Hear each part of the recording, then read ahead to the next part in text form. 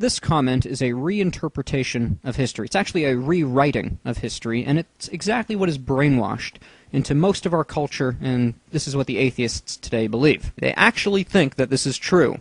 Let's read this. The standard we use today is the reason and logic born of the Age of Enlightenment. It is the same system of beliefs that gave rise to modern Western science, and is the pillar of modern secular law, the Constitution, for example. There is nothing inherently wrong with personal religion and faith. Well, I agree with that part. The problem only arises when religion intrudes on the public arena and threatens secularism. Separation of church and state. I am sick and tired of hearing that because they don't even know where that comes from. It is not found in the Constitution. It was actually in a letter by Thomas Jefferson defending religious freedom. He was trying to keep the government out of the church, not the church out of the government. Jefferson was not against Christianity being any part of the government. George Washington, Abraham Lincoln, devout Christians, founders of America. So this is a complete revisionist propaganda. That's all it is. It is nonsense. Absolute nonsense. Not only that, it's actually an idea born of the Bible, not of the Enlightenment. Both the idea of the secular was coined by a Christian in the 5th century by St. Augustine of Hippo, and the idea of the separation of church and state is found in the Old Testament when God divided the kingship from the priesthood. God did not allow kings to be priests and priests to be kings, because he didn't want a corrupt king corrupting the nation through the priests. That does not mean the priests were not allowed to influence the king. In fact, the kings would often look to the priests who had the law of God, who could tell the king what was ethical and right to do, how he should lead his people. We also see this again in the New Testament with Jesus' own words, saying that Christians are to be in the world, but not of the world, and also that his kingdom is not of this world.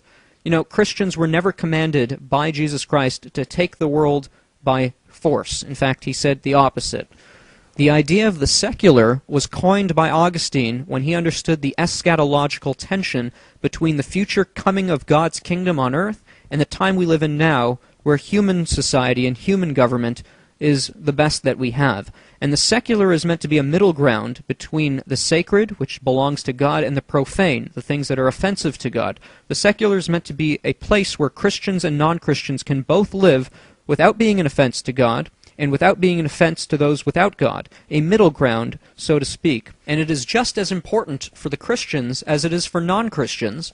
Why? Because it is through the secular that Christians are allowed to interact with non-Christians in the world, just as they were commanded to do in order to reach the lost and save them. So the secular is a Christian idea, allowing Christians to function in a world of non-Christians. It was a Christian idea, not born of the Age of Enlightenment, many hundreds, centuries before. I'd like to introduce to you guys 4 definitions that caused Augustine to come up with the idea of the secular: the church, the state, the city of God, and the city of man. He wrote extensively on these topics in his work called The City of God. I recommend it to every Christian. The church is the body of born-again believers who are on a pilgrimage to the city of God, which I'll define in a moment. The state is the secular, in which Christians and non-Christians live in under human government.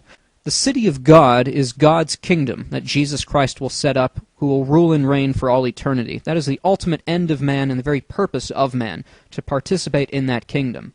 The city of man, however, does not acknowledge God as the ruler of the city, and man has set himself up as ruler on the earth and has created institutions that are contrary to the ways of God. This is distinct from the state and the secular.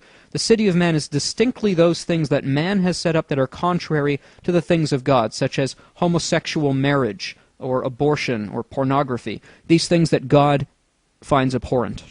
Now, this comment that we've made this video about makes the mistake of what I'm going to call modernity's distortion of Augustine.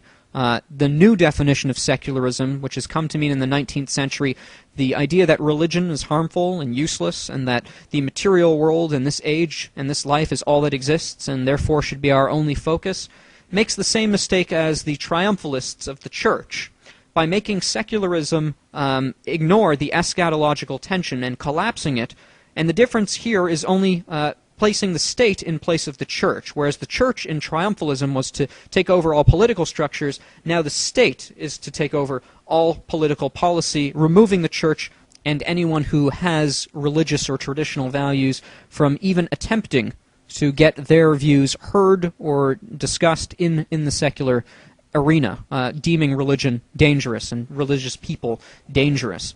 So both this view of secularism and triumphalism both have the same problem, a false eschatology, which is about the future, that does not preserve the tension between this age and the age to come. One denies the future, and the other says the future is here now, and both therefore turn to totalitarianism.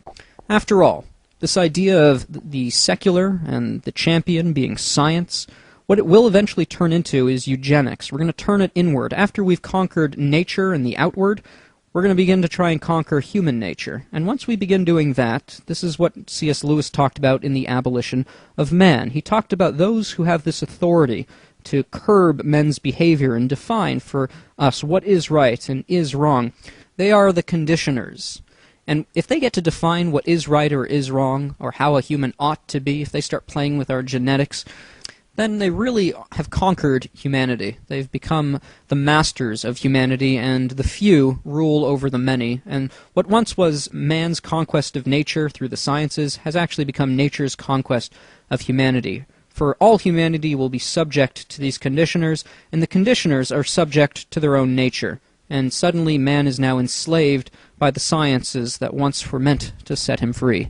Without the religious ideals getting in the way of a takeover of these conditioners, these bureaucrats, these government officials in high places, and the sciences that get to treat us as experiments, without something getting in the way, such as a moral code or an obedience to God or a telos for humanity, a purpose that says that our ultimate end is not in this life, that we don't need to invest all our chips here and now, that we do have a future to look forward to which should govern our behaviors, and that we're not to temper with humanity and redefine marriage, and on it goes. Without a proper biblical understanding of humanity, we cease to be human and we become slaves. Slaves of our own instincts and natures and depravity and sin.